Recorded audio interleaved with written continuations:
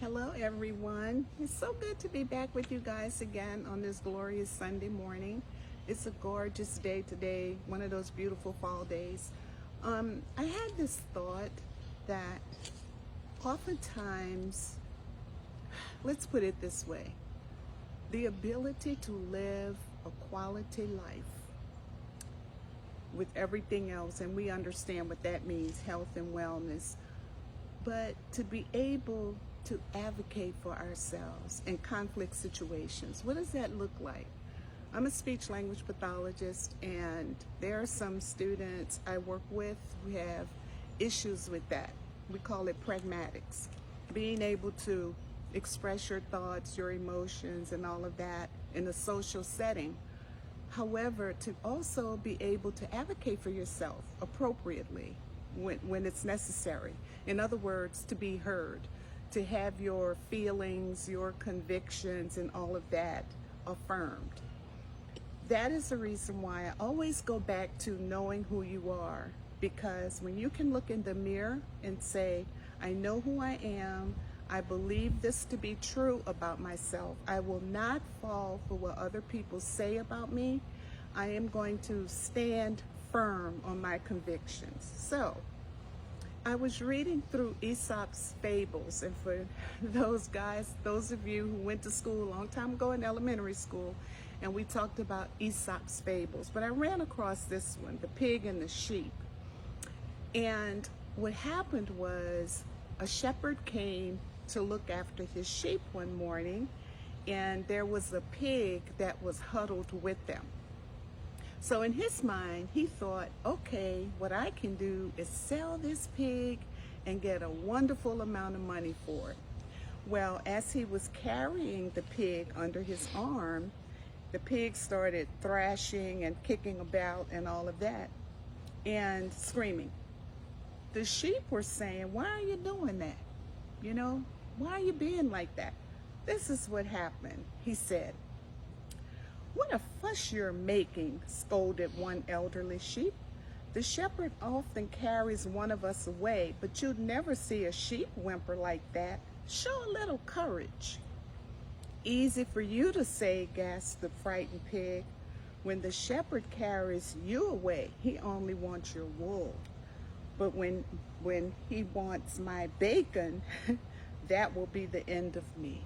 And so the moral of that Aesop fable is, it's easy to talk of courage when you're safe and sound.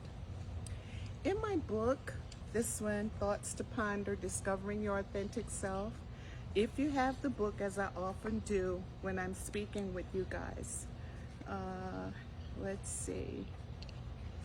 I'm going to read a little bit from page 36. And when I wrote this, it was during the height of the January 6th issue, the debacle at the Capitol. And we remember Eugene Goodman was the patrolman or the policeman who helped to take Congress to safety. The courage it took for him to be able to do that. He wasn't safe. No one was safe. And so what I thought about with that is this.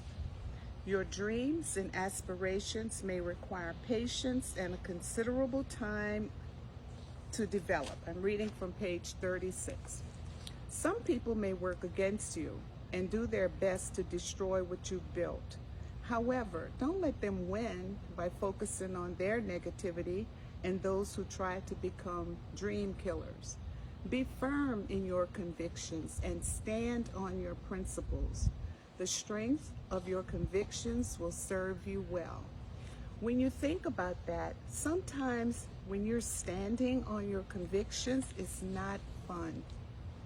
It doesn't feel safe. You may be standing alone when someone says something inappropriate about someone else and you chime in, or when you make other people feel uncomfortable about someone else whom they don't even know. But it's because of your opinions, that is what you do. Remember, character also has to do with courage, because character is what you do the right thing when no one else is around. And so there are times when your courage may be challenged, when you're in an unsafe environment, when everybody around you is hostile. But when you know who you are, you stand firm. You have the courage to do that. It'll make you vulnerable. I've talked about that before. It'll make you vulnerable, but it takes courage to be able to do that. So when we think about the pig and the sheep was comfortable. Didn't have to have courage. Why? Because giving up his wool did not give up his life. But the pig, on the other hand, I had breakfast, I had bacon this morning. A pig gave up his life for me to enjoy the bacon, the grits, and the eggs that I had this morning for breakfast. So let's think about that, and let's be careful how we treat others. Let's understand that everybody may not have the courage that they need at a given time, but when you have courage, when you're operating in kindness and empathy and love and compassion and just plain old wonderful humanity, why don't we do that? Why don't we start acting that way? And then we will see a better world. We're living in treacherous times right now. And so we have to have the courage to be able to defend others when the time comes and to help others to advocate for themselves.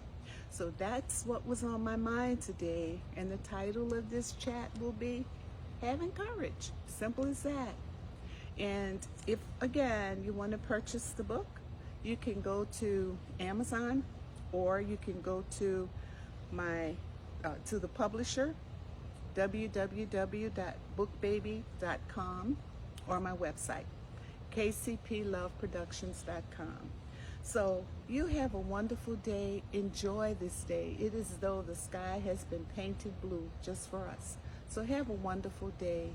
Be well. And if you know someone who needs courage at this moment, particularly in terms of advocating for themselves, share this video with them. Okay? Have a wonderful day, and I'll see you next time.